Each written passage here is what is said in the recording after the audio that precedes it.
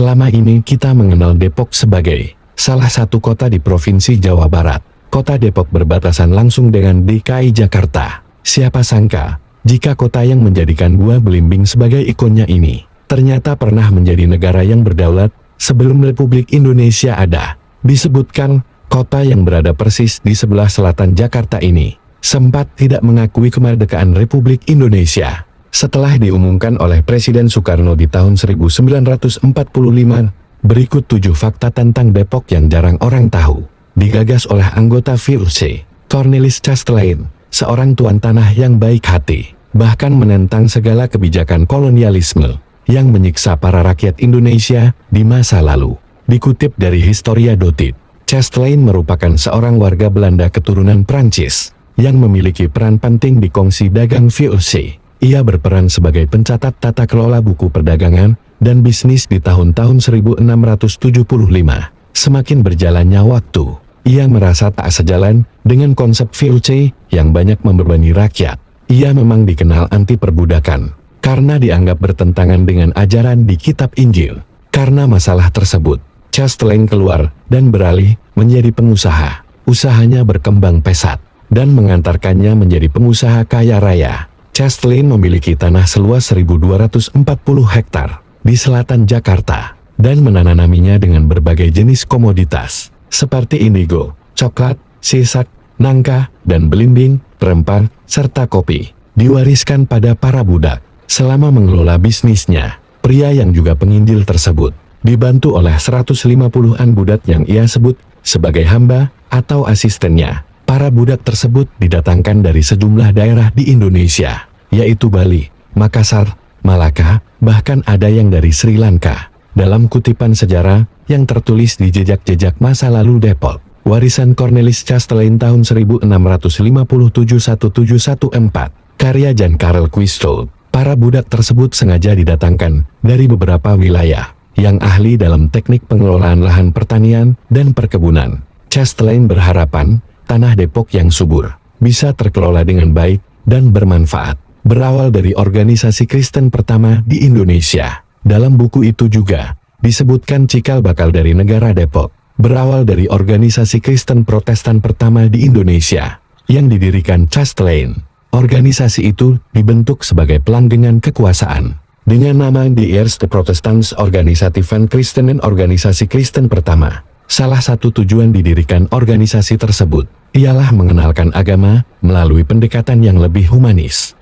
Menurut dosen sastra Belanda, Fakultas Ilmu Budaya FIDUI, di balik semua usaha Chastelain, ada juga berupaya mewujudkan cita-cita pemerintah Belanda. Namun, Chastelain melakukan pendekatan yang berbeda. Sebagai penguasa tanah Depok, seiring berjalannya waktu Chastelain sakit dan berpesan kepada seluruh hambanya agar mengelola seluruh lahan. Pesan itu disampaikan melalui surat wasiat yang diberikan di tahun 1714 melalui kebijakan kepemilikan bersama. Para budak tersebut diwariskan 12 nama marga dari ajaran yang ia bawa, yaitu Bacas, Iskar, Jacob, Jonathans, Joseph, Lawrence, Lander, Lund, Samuan, Sudira, Tolense, dan Zadok. Nama-nama itu saat ini dikenal sebagai marga asli Belanda Depok. Keturunan asli dari Chastelain.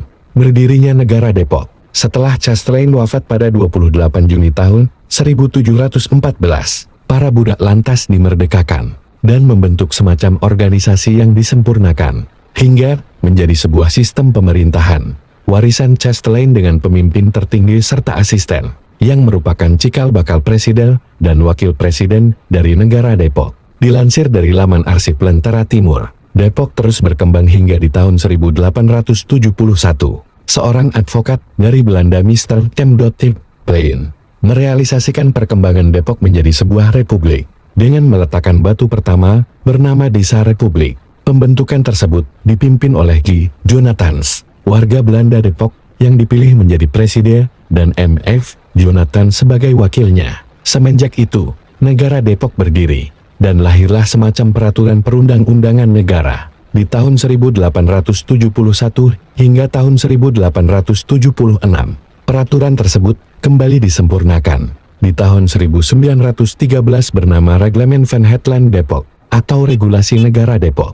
Dalam aturan itu disebutkan, masa kepemimpinan presiden yang hanya boleh memimpin selama 3 tahun. Sempat tidak mengakui kemerdekaan Indonesia. Kejayaan negara Depok atau Desa Republik Depok perlahan mulai berakhir di era usai kemerdekaan Republik Indonesia. Berawal dari Depok yang tidak mengakui akan kemerdekaan Indonesia. Walau tidak menyatakan resmi, penolakan Depok terlihat dari gaya hidup yang sangat Belanda. Dari para bangsa yang dikenal dengan sebutan kaum Depok atau Depok Dalam. Pernyataan itu juga diakui oleh putra Johannes Matthijs Jonathans, mantan presiden Depok terakhir, yang dikutip dari Gedoran Depok, karya Wendy Wanhar, tahun 1945, terdapat berbagai gesekan yang mengakibatkan warga Indonesia mendesak Depok karena masih beraroma Belanda. Sisa kejayaan negara Depok setelah mengalami berbagai teror di masa Gedoran Depok, para warga keturunan Belanda tersebut ikut melebur dengan bangsa Indonesia di tahun 1952.